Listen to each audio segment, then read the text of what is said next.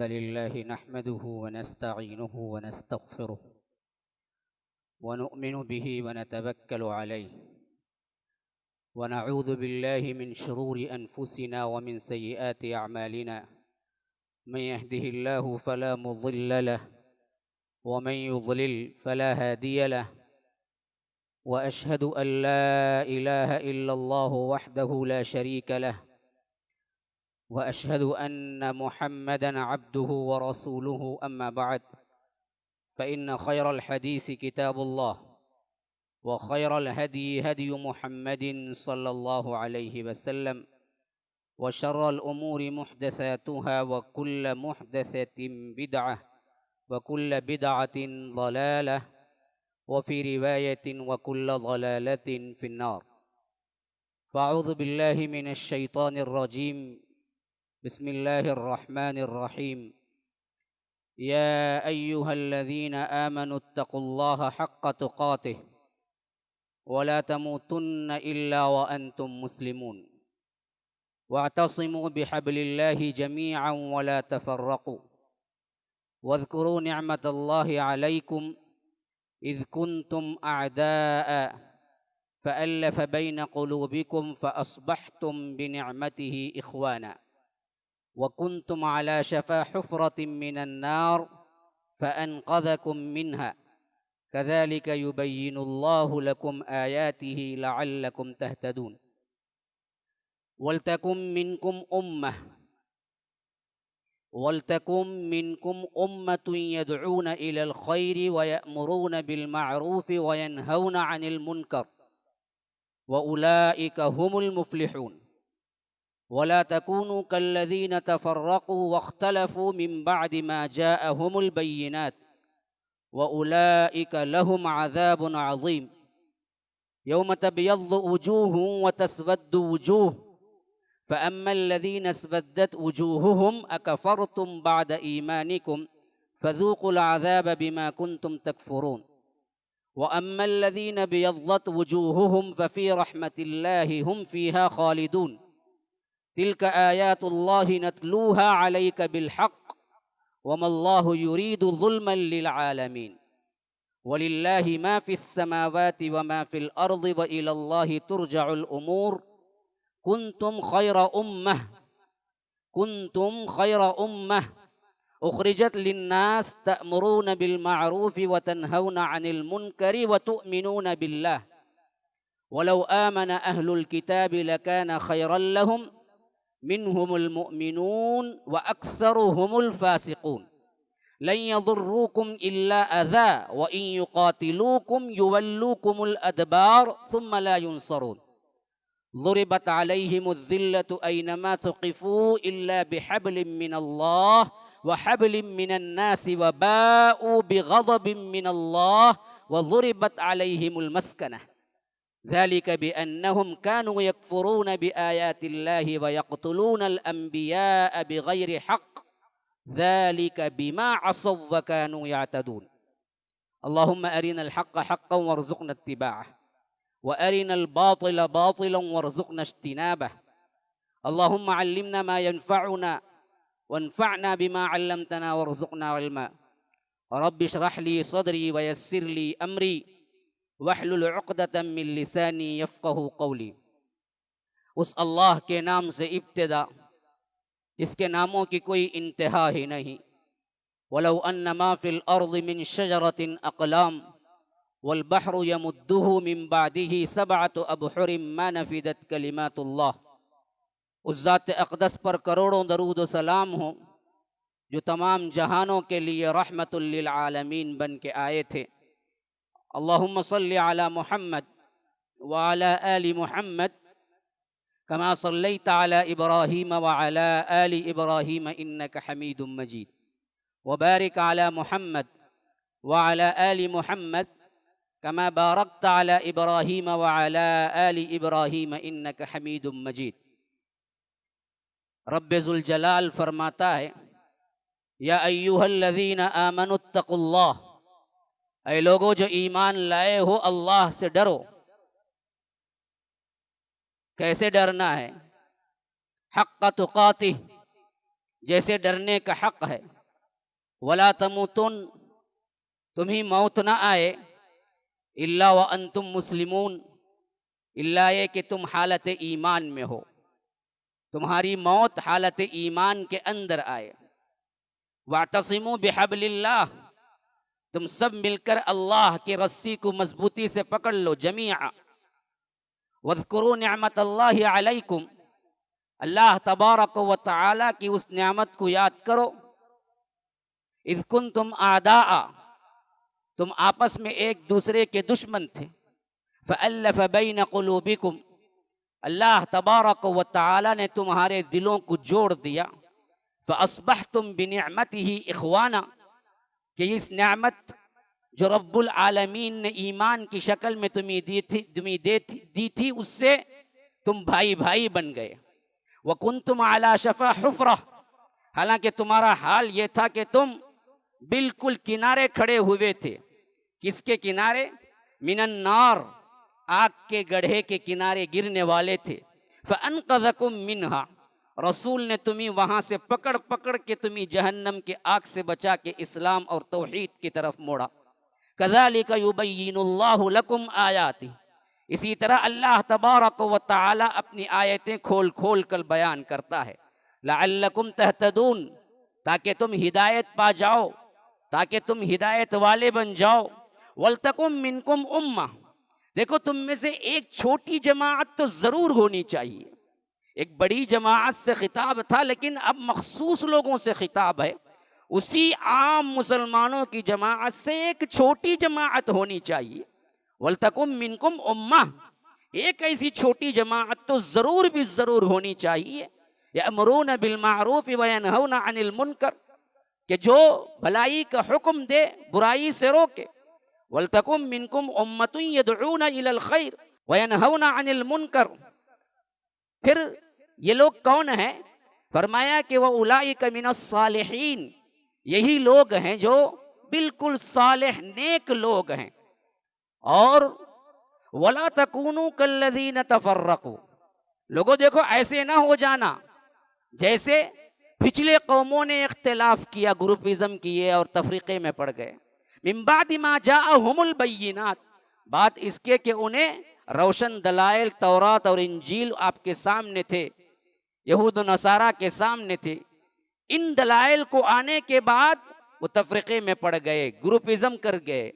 تم ایسے نہ ہو جانا، تمہارے لیے وہ مثال ہے کہ وہ لوگ ٹکڑوں میں بڑھ گئے، تو تم ایسا نہ کرنا۔ ایسا کرنے والوں کے لیے کیا ہے؟ وَأُولَئِكَ لَهُمْ عَذَابٌ عَظِيمٌ، بڑا زبردست عذاب ہے، عظیم۔ اللہ خود کہتا ہے عظیم، تو وہ کتنا بڑا عظیم ہوگا اللہ ہی جانتا ہے۔ وَأُولَئِكَ لَهُمْ عَذَابٌ عَظِيمٌ، ان کے لیے بڑا عذاب ہے۔ اور ان کی حالت حشر کے میدان میں کیسے ہوگی؟ یوم تبیض وجوہ وتسود وجوہ، بعض لوگوں کے چہرے اس وقت سفید اور بالکل تر و تازہ حشاش بشاش ہوں گے، اور بعض کے سیاہ۔ وَأَمَّا الَّذِينَ اسْوَدَّتْ وُجُوهُهُمْ، جن لوگوں کے چہرے سیاہ ہو گئے ہوں گے ان سے کہا جائے گا اکفرتم بعد ایمانکم، تم ایمان لانے کے بعد کفر کیے تھے، ایمان لانے کے بعد کفر کیے تھے۔ جن کے چہرے کیا ہوں گے؟ سیاہ ہو چکے ہوں گے، جو جہنم کے حقدار ہو چکے ہوں گے، ان کا حال کیا ہوگا؟ ان کا حال کیا ہوگا؟ ان سے خاص یہ لفظ کہا جائے گا اکفرتم بعد ایمانکم، ایمان لانے کے بعد تم نے کفر کیا تھا۔ فذوقوا العذاب بما کنتم تکفرون، اب عذاب کا مزہ چکھو جو کچھ بھی تم نے کفر کیا۔ وَأَمَّا الَّذِينَ ابْيَضَّتْ وُجُوهُهُمْ، جن کے چہرے تر و تازہ سفید ہوں گے، ففی رحمت اللہ، اللہ کی رحمتوں میں ہوں گے، جنت میں ہوں گے، ہم فیہا خالدون، جس میں وہ ہمیش ہمیش رہیں گے۔ تلک آیات اللہ، یہ اللہ کی آیتیں ہیں، نتلوہا علیک بالحق، جسے اللہ خود تلاوت کر کے سنا رہا ہے۔ ہاں، یہ ہمارے تمہارے الفاظ نہیں ہیں، یہ قصے کہانیاں نہیں ہیں کہ سنو جو چاہے کرو، یہ تمہیں پیدا کرنے والے کا کلام ہے، اور وہ خود تمہیں سنا رہا ہے۔ رب العالمین کے الفاظ ہیں جو میں ادا کر رہا ہوں۔ مسلمانوں، یہ پیغام ڈائریکٹ رب العالمین سے تمہاری طرف آ رہا ہے۔ تلک آیات اللہ، یہ اللہ کی آیت ہے، نتلوہا، ہم اس کی تلاوت کرنے والے ہیں۔ قرآن کی تلاوت سب سے پہلے رب نے کی، یہ اتنا اونچا فعل ہے، اتنی اونچی عبادت ہے، اس عبادت کے ساتھ کوئی عبادت مقابلہ ہی نہیں کر سکتی، جس کو رب نے پہلے کیا۔ نتلوہا علیک بالحق، اور اللہ کے رسول آپ پر ہم حق کے ساتھ سنا رہے ہیں۔ وَمَا اللَّهُ يُرِيدُ ظُلْمًا لِلْعَالَمِينَ، اللہ تبارک و تعالی ظالم نہیں ہے بندوں پر۔ اللہ تبارک و تعالی ان بدبختوں کو عذاب دے گا تو یہ انہی کے مستحق ہوں گے تبھی دے گا۔ وَلِلَّهِ مَا فِي السَّمَاوَاتِ وَمَا فِي الْأَرْضِ، آسمانوں اور زمین اور اس میں جو کچھ ہے ان سب کی ملکیت رب العالمین کے پاس ہے، اور اسی کی طرف سب امور پلٹ کے جانا ہے۔ وَإِلَى اللَّهِ تُرْجَعُ الْأُمُورُ۔ اب آ گئی اوپر بات، میں کیوں آج تھوڑا سا اپنا انداز مختلف کیے ہوئے بیان کر رہا ہوں، کیونکہ بڑی اہمیت کی آیت ہے۔ اوپر فرمایا وَلْتَكُن مِّنْكُمْ أُمَّةٌ، تم میں سے ایک جماعت ضرور ہونی چاہیے، یأمرون بالمعروف وینہون عن المنکر، نیکی کا حکم دے اور بھلائی سے روکے۔ اور اسی تسلسل میں آتے ہوئے اب پھر ایک عام بات کہہ دی گئی کہ تمہارا منصب کیا ہے، کنتم خیر امہ، یاد رکھو تم ہی بہترین امت ہو، تم کو ہم نے بہترین امت بنا کر بھیجا۔ کیوں اخرجت للناس، تم لوگوں کے لیے ہو، اپنے لیے نہیں ہو۔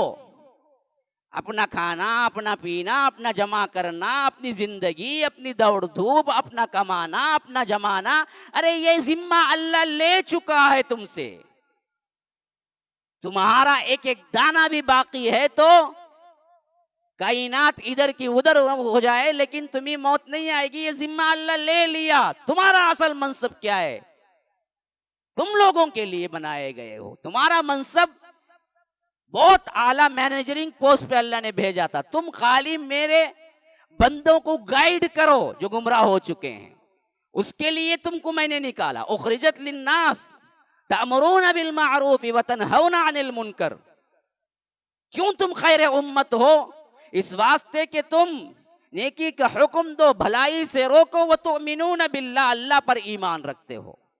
یہی کام، یہی بات اصل امتوں کو بھی دیا گیا تھا، وہ اہل کتاب تورات والے ہوں یا انجیل والے۔ تو اب ان کا ذکر کر کے اللہ تبارک و تعالیٰ بھی سمجھا رہا، وَلَوْ آمَنَ أَهْلُ الْكِتَابِ، اگر اہل کتاب بھی ایمان لے آتے، اس نبی پر اس کو مان لیتے، لَكَانَ خَيْرًا لَهُمْ، یہ ان کے لیے بہت بہتر ہوتا۔ لیکن اصل میں ہوا کیا؟ مِنْهُمُ الْمُؤْمِنُونَ، کچھ تو لائے، عبداللہ بن سلام ہیں، اور دوسرے جو دو تین افراد یہودیوں کے ہمیں ملتے ہیں، دو تین افراد عیسائی لائے کچھ تو، لیکن وَأَكْثَرُهُمُ الْفَاسِقُونَ وَأَكْثَرُهُمُ الْفَاسِقُونَ، یہ بہت ہی زیادہ تر اس میں فاسق ہی ہیں۔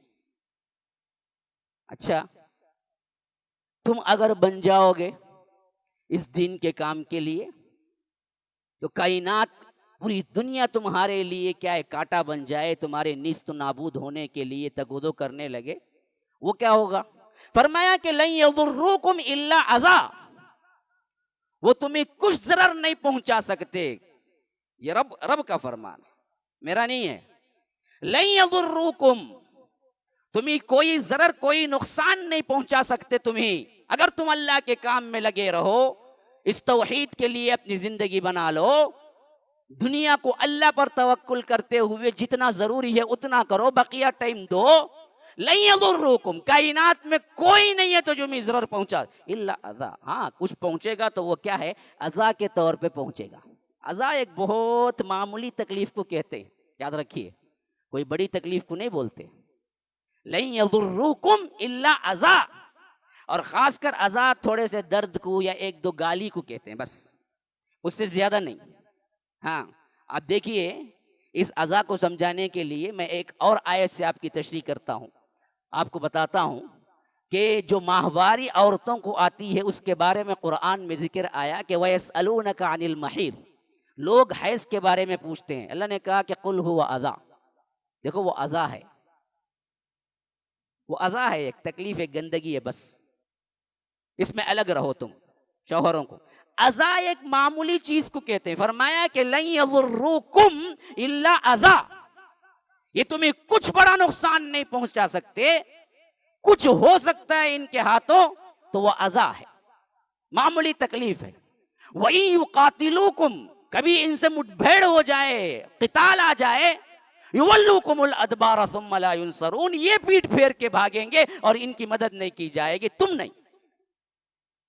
تمہیں ڈٹ کے مقابلہ کرنا چاہیے، تمہارے لحاظ سے تمہیں کمزور کبھی نہیں ہونا چاہیے. کمزور یہ ہوں گے، بھاگیں گے یہ جب قتال کا معاملہ آ جائے گا. اس توحید کی دعوت میں آگے بڑھتے ہوئے وہاں تک پہنچو گے جہاں قتال کے لحاظ سے معاملہ آئے گا، تو اس وقت بھی تمہارا حال یہ ہوگا کہ اللہ کی سپورٹ تمہارے ساتھ ہوگی، ان کے ساتھ نہیں ہوگی. یہ پیٹ پھیر کے بھاگیں گے، تم نہیں. وَإِن يُقَاتِلُوكُمْ يُوَلُّوكُمُ الْأَدْبَارَ ثُمَّ لَا يُنصَرُونَ. کیوں ایسا ہوگا؟ ضُرِبَتْ عَلَيْهِمُ الذِّلَّةُ، اللہ نے ان پر ذلت قیامت تک کے لیے ڈال دی. ذلیل قوم ہے یہودی، ذلیل قوم ہے. اللہ نے کہا کہ میں نے خود ڈال دیا. آج پوری دنیا کس کے کنٹرول میں جی؟ بچہ بچہ جانتا ہے یہودیوں کے. ہاں، امریکہ کی ماں بھی اسرائیل ہے. امریکہ بھی، امریکہ کے پاس کوئی پورے کیا ہیں اپنے پاورز نہیں ہے، سب کو معلوم سے بات ہے. اب اس پر گفتگو کر کے میں وقت ضائع نہیں کرتا. آپ کو معلوم ہے ذہین سماعتوں سے قطع. اصل تو یہ ہے پیچھے جن سے پوری دنیا ڈری ہوئی ہے. رب کہتا ہے کہ ارے یہ ذلیل قوم ہے، اس پر ذلت ہم نے قیامت تک، اینما ثقفو، دنیا کے کسی بھی حصے میں رہیں یہ ذلیل ہی رہیں گے. تم ان سے ڈرتے ہو؟ کیوں ڈرو جی؟ تم اپنا کام کرو. ہم نے ان کو پہلے سے ہی قیامت تک ذلیل بنا کے رکھا ہوا ہے. یہ اٹھ ہی نہیں سکتے خود اپنے پاؤں پہ. ہاں، میں نہیں کہہ رہا ہوں، یہ آیتوں کا ترجمہ ہے جو سامنے آپ کو بیان کر رہا ہوں. سورہ آل عمران سورہ نمبر 3 اور آیت نمبر 110 میں بیان کر رہا ہوں. جا کے اٹھا کے پڑھ لیجیے. یہ خود اپنے قدم پہ کھڑے نہیں ہو سکتے کبھی بھی دنیا میں قیامت تک کے لیے. ہاں، کیوں یہ کہہ رہا ہوں؟ اگلی آیت کا اگلا تھوڑا پڑھ لیجیے. فرمایا کہ اینما ثقفوا الا بحبل من اللہ وحبل من الناس. دو ہی کنڈیشن میں یہ کیا ہے اپنے پاؤں پہ کھڑے ہو سکتے ہیں انڈیویجول. ایک، یا تو اللہ کی رسی کو پکڑ لیں یا تو لوگوں کی. کیا مطلب؟ یا تو یہ مسلمان ہو کہ اللہ کی رسی کو یعنی قرآن کو پکڑ لیں، یا نہیں تو لوگ مسلمان خود ان کو پناہ دیں، تب کہیں جا کے یہ بچیں گے. بس بڑی گہری بات ہے. کن کی سپورٹ پہ کھڑا ہوا ہے؟ سپورٹ پہ کھڑا ہوا ہے. سپورٹ نہیں تو نہیں کھڑے گا. الا بحبل من اللہ وحبل من الناس. یہ کھڑے ہی نہیں ہو سکتے. یا تو اللہ کی رسی کو پکڑیں گے یا تو لوگوں کی رسی کو. مسلمان پناہ دیں گے تو کھڑے ہوں گے. ہم ہاتھ اٹھا لیں گے تو اسرائیل نہیں کھڑا ہوگا. نہیں کہنا چاہ رہا تھا لیکن وہ بات آ ہی گئی، اشارتاً سمجھانا چاہ رہا تھا. ہاں، الا بحبل من اللہ وحبل من الناس. یہ ذلیل قوم ہے، اپنے آپ نہیں کھڑے ہو سکتے. وباؤوا بغضب من اللہ، کیونکہ یہ اللہ کے غضب میں گرفتار ہیں. وضربت علیہم المسکنہ، اور اللہ نے ان کو مسکنت طاری کر دی ہے. ان کے اوپر فقیری بھی ہے اور اندرونی طور پر یہ بزدل قوم ہے. مسکنت اصل میں وہ لفظ ہے جو جسمانی اعتبار سے انسان کو ڈرا دے. ذلت وہ لفظ ہے جو دراصل کسی اسلحے کو دیکھ کر انسان کیا ہے ذلیل ہو جائے. یہ دونوں لفظ یہودیوں کے لیے استعمال ہوئے. اندرونی پاور بھی نہیں ہے، بیرونی بھی نہیں ہے. کیوں ایسا ہوا؟ ذالک بانہم کانوا یکفرون بآیات اللہ ویقتلون الانبیاء. یہ اللہ کی آیتوں کا بھی انکار اور انبیاء کو قتل کرتے تھے بغیر حق، بغیر حق کے. یعنی جب بھی قتل کرتے تھے بغیر حق کے ہی. حق کے ساتھ نبی کا قتل کبھی ہو سکتا ہے کیا؟ نہیں. یہ بغیر حق کیوں بولا؟ کہ وہ بھی قتل کرتے تھے، بغیر حق کے ہی قتل کرتے تھے، ناحق قتل کرتے تھے.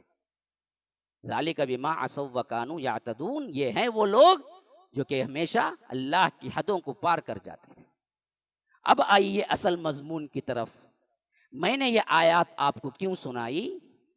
جب میں نے گزشتہ کا جمعہ دیا اور اس میں بتایا کہ ارکان ایمان اور ارکان اسلام کو مکمل اگر آپ اپنا لیں بھی تو یہ دین کا ایک جز ہوا، یہ مکمل دین نہیں، یہ بنیاد ہوئے. جیسا کہ لوگ مسلسل آ رہے ہیں، جو لوگ مسلسل جمعہ آ رہے ہیں شاید ان لوگوں کو اچھی طرح پتا ہوگا کہ گزشتہ جمعہ میں نے تفصیل سے بتایا، 5 وقتہ نماز ہو، عقائد کی باتیں ہوں، 6 ارکان ایمان ہو، 5 ارکان اسلام ہو، یہ سب کے سب مکمل ترین اپنانے والے بن جائیں بھی تو اسلام کے جز کو اپنائے ہیں، کل کو نہیں. کل کو کب اپنائیں گے؟ تو میں نے بتایا کہ اس کے لیے توحید کی دعوت کو لازم پکڑنا اور توحید کو خود سیکھنا اور سمجھانا. تو ہمارے مخلصین بعض سوال کیے تھے، میں نے ضروری سمجھا کہ اس جمعہ میں اس کا میں جواب دوں. کہا کہ آپ نے ان لوگوں کے سامنے یہ باتیں بیان کی ہیں جو پہلے سے توحید کو مانتے ہیں، اب پھر دہرانے سے کیا بات ہے؟ اگر وہ لوگ بالفرض یہ مان بھی لیں کہ واقعتاً ہم کتاب و سنت کو فالو کرنے کا عقیدہ بنا بھی لیے ہیں، ارکان اسلام پر بھی چل رہے ہیں، ایمان پر بھی کیا اعتقاد ہے، تو پھر اگلا اسٹیپ کیا ہے؟ یہ تو بیان ہی نہیں کیا آپ نے. یہ تو بیان کر دیا کہ بہت ضروری ہے ایمان کی تکمیل کے لیے کہ تم ایک وقت لگاؤ توحید کے لیے بھی، لیکن کہاں لگائیں، کیسے لگائیں، کیا آپ کے پاس جماعت ہے کیا، کیسے اس میں شامل ہوں، کیسے کام کریں، یہ سوالات میرے پاس آئے تو میں نے مناسب سمجھا کہ اس جمعہ میں اس کا جواب دوں. اس کے لیے میں نے اپنا جواب تلاش نہیں کیا کہ کوئی یہ نہ کہے کہ جاوید نے جواب دیا. میں نے قرآن کی سورہ آل عمران کی 102 سے لے کر 112 تک کی آیات آپ کے سامنے رکھ دی. یہ ہے اصل خاکہ جو مسلمانوں کا رب العالمین نے بیان کیا ہے کہ کیا کریں، یہی کریں. کب تک کریں؟ مرتے دم تک کریں. کیوں؟ اس کے علاوہ کوئی اور ہمارے پاس آئیڈیا ملتا ہی نہیں ہے. رسول اسوہ ہے، رسول کے اسوے میں ہم یہی دیکھتے ہیں. پہلا کیا کریں؟ اپنا ایمان بنائیں. یا ایھا الذین آمنوا، وہ ایمان کس حد تک پہنچ جائے؟ اتقوا اللہ کی حد تک پہنچ جائے. اللہ سے ڈرو. اب پھر سوال پیدا ہوا اللہ سے کیسے ڈریں جی؟ کس حد تک ڈریں؟ کن معاملات میں ڈریں؟ اس کی حد بندی کر دی گئی اگلے ہی جملے میں. حق تقاتہ، جیسے ڈرنے کا حق ہے. خاص کر اس بارے میں روایتیں شاہد ہیں، اللہ کی قسم یاد رکھو، کیونکہ قرآن عمل کی دعوت دیتا ہے اور صحابہ قرآن کو عمل کی نیت سے پڑھا کرتے تھے، خالی خولی تبرک کا معاملہ نہیں تھا. جب حق تقاتہ کا لفظ آیا صحابہ اللہ کے رسول کے پاس جمع ہو گئے صلی اللہ علیہ وسلم. کہا کہ اللہ کے رسول اتنے احکامات آئے تھے، اس سے پہلے ہم نے کیا کیا؟ بلا چون چرا تسلیم کیا. لیکن اب یہ کام ہے نا بڑا مشکل ہے. کہاں حق ادا ہو سکتا ہے رب کا کہ ہم اس کا حق ادا کرنے تک ڈریں؟ کس بندے کے اندر اتنی استطاعت ہے کہ رب کا حق ادا کر دے؟ حق تقاتہ، جیسے ڈرنے کا حق ہے. تو اللہ کے رسول نے ابھی جواب نہیں دیا تھا کہ جبرائیل سورہ تغابن کی یہ آیت لے کے اترے. فرمایا وہاں پر فاتقوا اللہ ما استطعت، اللہ سے ڈرو جہاں تک تمہارا بس چلے. مفتی کا فتویٰ نہیں، تمہارے اندر کا ایک فتویٰ ترازو رکھا ہے. فَأَلْهَمَهَا فُجُورَهَا وَتَقْوَاهَا، وہاں پوچھ کے چلو کہ یہ کرنا ہے مجھے نہیں کرنا ہے. کسی زمین کا کیس آ گیا، تم نے جعلی دستاویزات بنا لیے، جج کے پاس پہنچا، جج نے کیا ہے تمہارے حق میں فیصلہ کر دیا اور تم قانوناً اس زمین کے وارث بن گئے، لیکن تمہارے دل کو معلوم ہے کہ تم نے یہ جعلی کاغذات بنا کے دبائے ہیں، تو اللہ کی قسم یاد رکھو وہ آگ کا ٹکڑا ہے. فاتقوا اللہ ما استطعت. لوگ تمہیں فتویٰ کیوں نہ دیتے؟ اندر سے ایک فتویٰ ہوتا ہے. استفتی قلبک، اندر کا دل دیتا ہے تو جو کر رہا ہے غلط کر رہا ہے، تو جو کر رہا ہے غلط کو. اس حد تک ڈرو. ہاں ورنہ تو ظاہری فتوے مل جائیں گے تمہیں. مولوی صاحب میں رات کی ڈیوٹی کرتا ہوں، مولوی صاحب جاب نہیں ہے دوسرا اگر چھوڑوں تو آئی ٹی فیلڈ کے علاوہ. میرے پاس میں کیا ہے ایک جو چیزہ بالکل نوجوان لڑکی بیٹھتی ہے، کیا میں اس کے بازو بیٹھ سکتا ہوں؟ اب امام صاحب کیا بولیں گے بیچارے، نہیں بیٹھیں گے بولے تو اس کا جاب چل جائے گا، بعد میں کیا انہوں کمائی دیں گے اسے؟ کیا کر سکتے ہیں بھائی؟ بیٹھ کے جاب کرو تو بولنے گا، دوسرا کیا کرو؟ حالات تم نے ایسے بنا کے بتائے تھے، کچھ ہے نہیں. اب جات چھوڑے گا تو بعد میں حرام کاری تک کر سکتا ہے اس کے لیے، پیسے کے لیے. ہاں، کاد الفقر ان یکون کفرا، جیسا کہ اللہ کے رسول نے کہا کہ یہ فقر جو ہے نا جی، یہ تنگی جو ہے نا پیسے کی، یہ انسان کو کفر تک پہنچا دیتی ہے. تنگی سے تو ہزار بہتر ہے کہ کچھ جاب کر رہا ہے، لیکن ایک دل کا فتویٰ اندر ہے، بیٹھنے میں بھی سنبھل کے بیٹھ. تجھے معلوم ہے کتنا سنبھلنا ہے، کتنا گرنا ہے. وہ کسی مفتی کے فتوے سے نہیں معلوم ہوتا، وہ تجھے خود معلوم ہے کہ کتنا ہٹ کے بیٹھنا ہے. اب تو مولانا بول دیے بازو بیٹھو بول کے، گود میں جاؤ بیٹھ گا تو وہاں اس کا تقوی ہے، یہ فتوے سے نہیں چلتا. فاتقوا اللہ ما استطعت. تمہارے ایمان کی کنڈیشن اس حد تک پہنچ جائے کہ تم خود جج کرنے لگو یہ حق ہے. یاد رکھو اتنا کر لو گے نا اللہ کے بہت بڑے ولی بن جاؤ گے. آج 90% لوگ ایمان کو، عدل کو، انصاف کو اور اپنے اچھائی کو لوگوں کو بتانے کے لیے کرتے ہیں. ہاں، اپنے لیے نہیں کرتے. اندر سے ضمیر چیخ رہا ہوتا تو کرتا سو غلطی بہو سے، فقیر کو گالی دیتا نا اچھا نہیں، کون بھی نہیں تو 10 گالیاں دیتا، 4 جنے رہے تو اٹھا کو 5 روپے دیتا. کوئی نہ سب لوگوں کے سامنے اچھا بننے کے لیے ایک باز کیا ہے، کیریکٹر رکھے ہوئے ہیں، ورنہ تو اندرونی طور پر کبھی چاہتا نہیں کوئی اچھا کام کرے. مستطاعت کا قصہ ہی نہیں ہے. یہ ہوتا تو پھر تو اعلیٰ ترین نمونہ ہوتا ہے کہ ایک مسلمان بھی اور یہ اللہ کے ولیوں میں شمار ہوتا، ولیوں میں، بہت بڑے ولیوں. جیسا کہ بعض احادیث اشارہ کرتے ہیں کہ صرف حرام سے بچ جا تو اللہ کا سب سے بڑا ولی بن جائے گا. بڑے بڑے نوافل عبادات کرنے کی ضرورت نہیں ہے، خالی حرام سے بچ جا. جو بھی حرام ہے وہ نہ کر، خالی لوگ دیکھ رہے ہوں یا نہ دیکھ رہے ہوں. فاتقوا اللہ ما استطعت. اس کیفیت پر اپنا ایمان لے کے آ جا. یہ کیا ہے؟ تمہارے کیریکٹر کے اعتبار سے ایمان کی اونچائی ہے. دوسرا تمہارے وقت کے اعتبار سے ایمان کیا ہے. ہمیشہ مسلمان رہ، کبھی کوئی حرام کاری نہ کر، پتہ نہیں موت کب آ جائے. الا وانتم مسلمون. ایسی زندگی بنا لیا. زندگی کیسے؟ ایمان آ گیا. تقوی کیسے؟ فاتقوا اللہ ما استطعت. اس حد تک تمہاری زندگی کے اندر آ گیا. اور ہمیشگی میں وقت کے اعتبار سے مسلمان کیسے؟ گھر کے اندر بھی مسلمان، کمرے کے اندر بھی مسلمان، تنہائی میں بھی مسلمان، کوئی دیکھتا ہو نہ دیکھتا ہو، رات ہو دن ہو، مسلمان. ہر معاملے میں جہاں تمہیں پوچھنے کا کوئی حق نہیں رکھتا وہاں بھی مسلمان. بیوی کے سلوک میں مسلمان، بچوں کے ساتھ سلوک میں مسلمان. کوئی تمہارے سے پوچھ نہیں سکتا. تم باپ ہو لیکن پھر بھی اللہ میں جب پوچھے گا ان کے بارے میں ان کے ساتھ انصاف کروں. کتنے لوگ ہیں جو بے انصافی سے فیصلہ کر کے مر جاتے ہیں. بیٹی کو الگ دے دی، میں نے جو جہیز میں دے دیا وہ دے دیا، اب کیا ہوا؟ بقیہ بیٹے بانٹ لو. حرام. لا وصیت لوارث. وارث کے لیے وصیت نہیں. کتنے کالز آتے ہیں وصیت مرنے والے نے غلط وصیت کر کے مر گیا، جو کہ صحیح نہیں تھا. سب کا حق سب کو جانا ہے.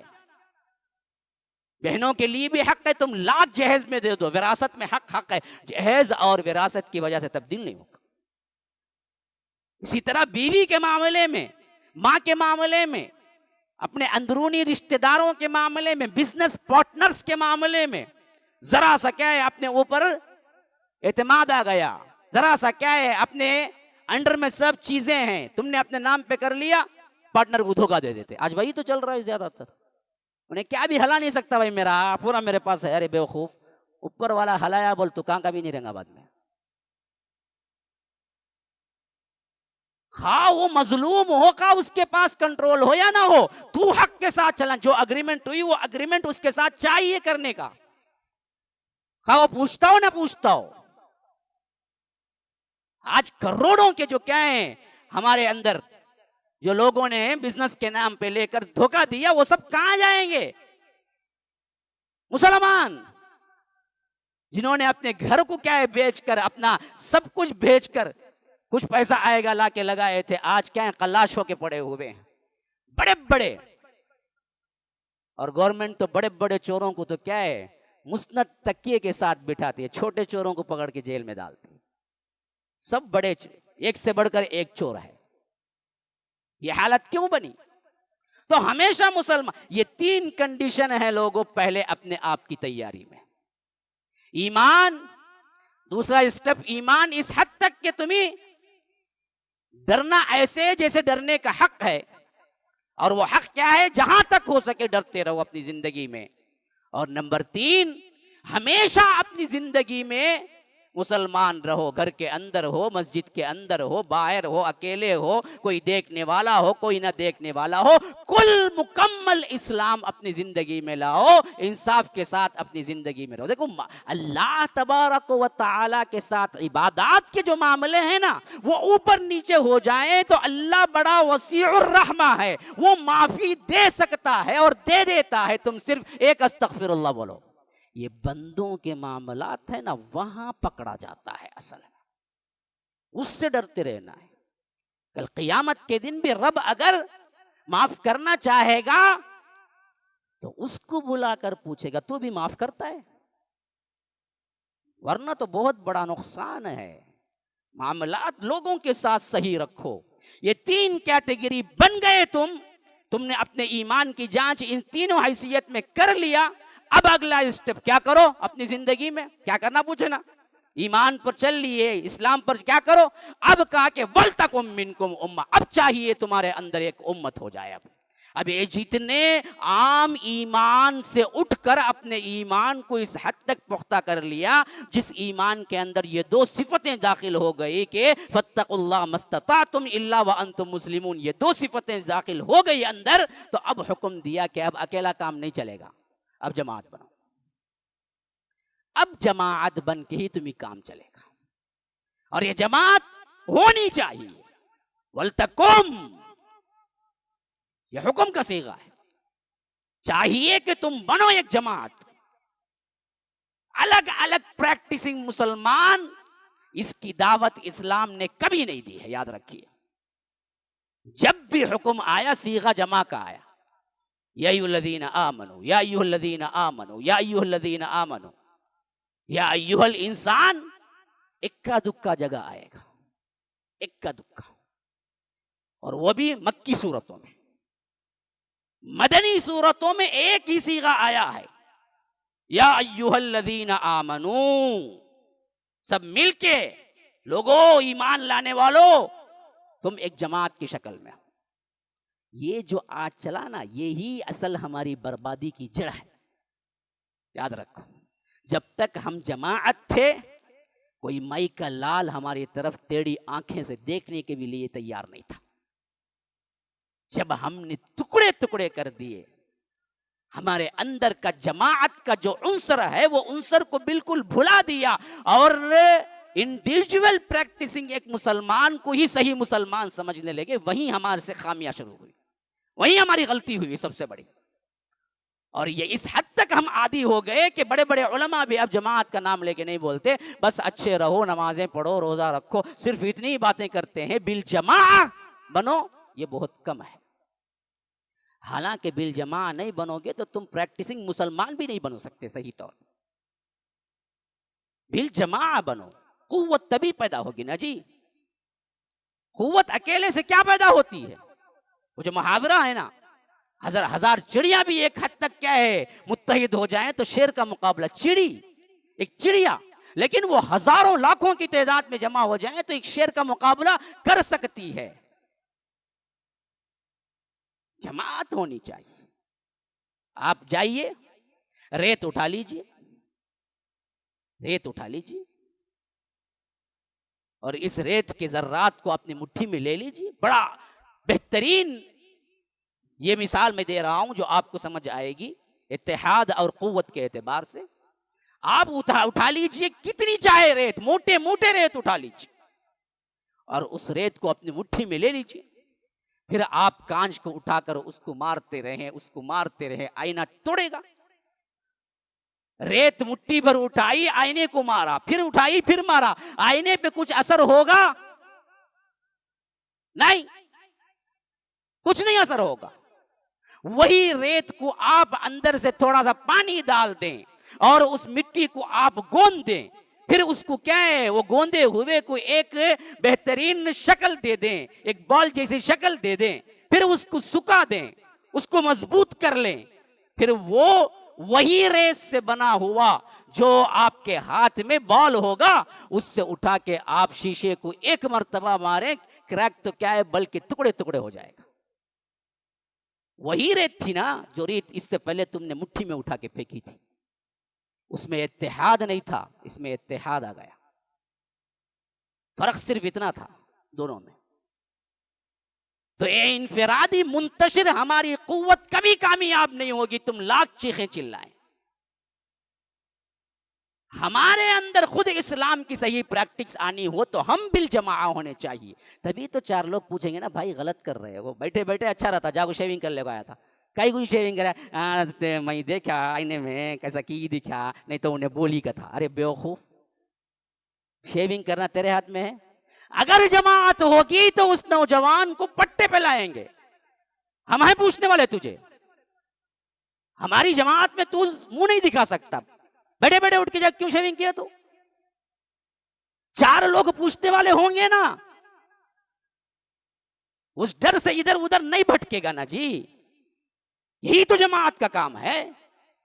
بھائی آپ کو معلوم نہیں وہ مشہور ترین واقعہ غزوہ تبوک میں کیا ہوا تھا؟ کعب بن مالک، مرارہ بن ربی، ہلال بن امیہ، 3 صحابی بالکل پکے سچے صحابی، بدری صحابی. ان میں بدری صحابی بھی ہیں. لیکن صرف ہوا کیا، اللہ کے رسول غزوہ تبوک کے لیے نکلے، یہ تینوں صحابہ بس سستی کی وجہ سے نہیں جا سکے. خاص کر کعب بن مالک کہتے ہیں میں جوان تھا، میری حالت تو صرف ایک ہی وجہ تھی کہ میرے پاس نیا نیا اس وقت تازہ تازہ گھوڑا تھا اور بڑا بہترین گھوڑا تھا اور اللہ نے مال بھی اس وقت اچھا دیا تھا.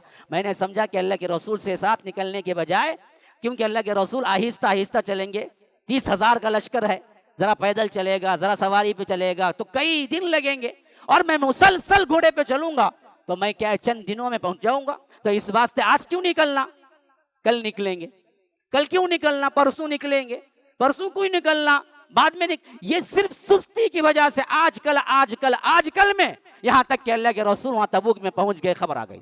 میں نے سوچا اب تبوک میں پہنچ گئے، اب جا کے کیا کروں. ابھی سوچ ہی رہا تھا تو خبر آئی کہ اللہ کے رسول واپس بھی مدینہ آ گئے.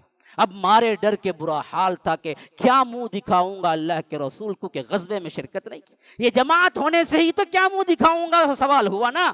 جماعت ہی نہیں ہوتے، پریکٹکس الگ مسلمان ہوتے تو کون کس کو پوچھتا.